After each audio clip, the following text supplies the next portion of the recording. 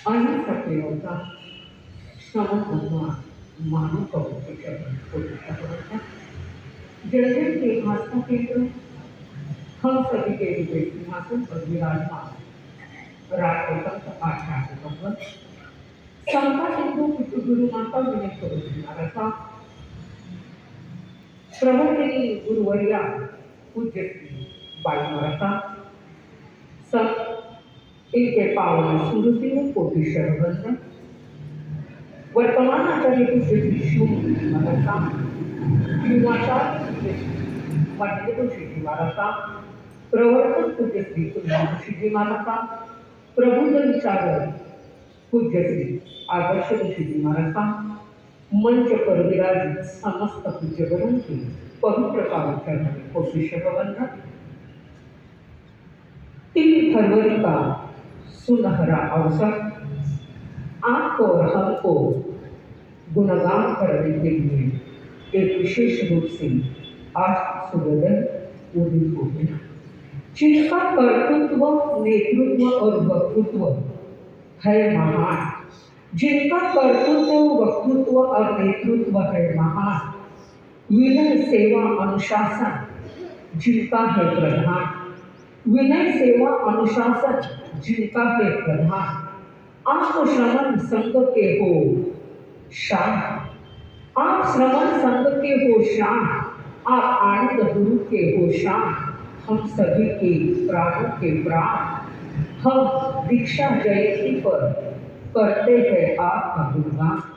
दीक्षा जयंती पर हम करते हैं आपका गुणगान एक छोटे से गांव के अंदर एक धनाढ्य सेठ रहता था और उस सेठ के आंगन के अंदर जहां आने जाने का रास्ता था वहां पर एक बहुत बड़ा पत्थर पड़ा हुआ था सेठ रोज देखता है चलता है चलते चलते वह पत्थर किसी ना किसी को लग जाता है और उस पत्थर पर उसे बहुत गुस्सा आ जाता है और उसी रास्ते से एक कलाकार जा रहा था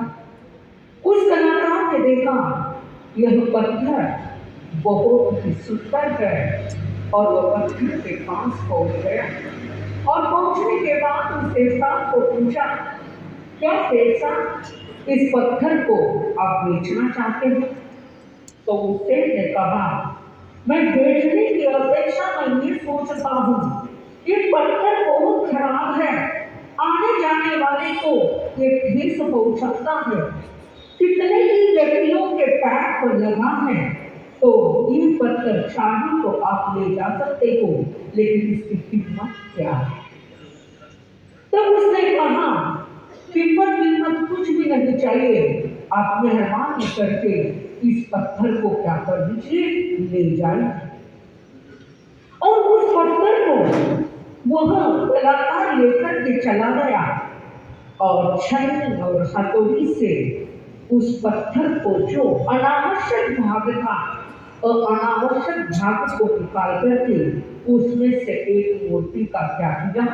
निर्माण किया और मूर्ति का निर्माण करने के बाद उस मूर्ति को अपने घर के अंदर प्रतिष्ठित कर दिया और प्रतिष्ठित करने के बाद उसी सेठ को अपने यहाँ भोजन के लिए आमंत्रित कर दिया सेठ ने पूछा कि मेरा कोई इसके साथ परिचय नहीं है और कोई हम मिले भी नहीं है और इस व्यक्ति ने मुझे क्यों बुलाया चलिए किसी का आमंत्रण होता है तो हम टालते हैं और यहाँ पर भी आपको आमंत्रण दिया था पर आपने क्या टालते नहीं है और इसीलिए वहां पर चले गए भोजन की सब तैयारी हो गई और सबसे पहले जिन्होंने मूर्ति बनाई थी उस कलाकार वहां पर उस मूर्ति के पास लेकर के गया और जैसे ही मूर्ति को इस सेठ ने देखा और देखने के बाद अचकित रह गया कितनी सुंदर मूर्ति है और इसी मूर्ति को देख करके प्रसन्न हो गया तब उस कलाकार ने कहा आपने इसको पहचाना क्या? वो सेठ कहता है मैं नहीं पहचानता हूँ। कलाकार कहता है कि आप निरख करके देखो, परख करके देखो, आपके ध्यान में आ जाएगा। तो उसने कहा कि मैं नहीं पहचानता। तब उस कलाकार ने कहा सेठ साहब, जो पत्थर आपके घर के बाहर पड़ा था, रोड पड़ा था, उस पत्थर में से भी क्या निकली है? एक प्रतिमा निकली है। जिसकी आंखें बंद होती है उसको वो पत्थर रोड लगता है, और जिसकी अंतर की आंख खुल जाती है तो उस पत्थर के दरबीज प्रतिमा के क्या होते हैं? दर्शन होते हैं। लेकिन देखने की आंख कौन सी है? हमारे चर्म चक्षु की आंख या अंतर की आंख है। और ऐसा ही संयोग हमारे युवाचार्य पूज्य श्री महिला ऋषि जी महाराज साहब के साथ हुआ है। वही पूरा जिले में एक चाकर छोटी सी नगरी, और उस नगरी के अंदर स्वामी लाल जी बुटेगा और माता लीलाबाई अपने परिवार के साथ रहते थे। और जैसे ही इस मंजू को देखा,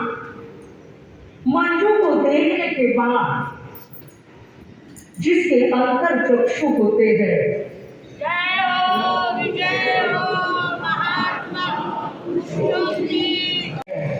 और वही आगो चलकर के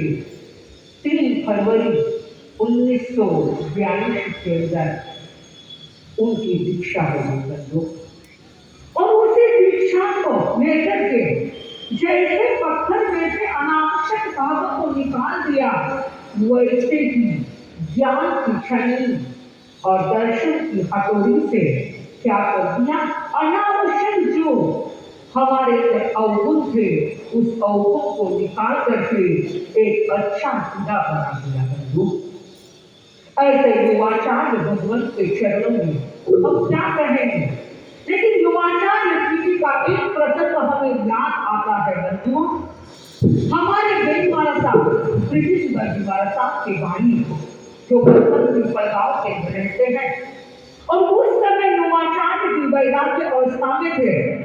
और वैराग्य अवस्था में रहने के कारण जैसे ही इस मंजू को देखा और देख करके उनके मुखार से ये शब्द निकले कि आगे चलकर के ये आचार्य बनेगा, आगे चलकर के आचार्य बनेगा, जहां पर दीक्षा नहीं कुछ भी नहीं। और ऐसे में युवाचार्य जी के जीवन के अंदर कार्य क्षमता, निर्भयता और विनम्रता एक 3 गुण बहुत ही महत्वपूर्ण है। ऐसे हमारे गुरु बेहना पूज्य विराट कृष्णा जी महाराज साहब का भी आज दीक्षा दिन है। हमारे पूज्य विचक्षणा जी महाराज साहब का भी आज दीक्षा दिन है। ऐसे अनेक चारित्रा आत्माओं ने इस दिन संयम ग्रहण किया था,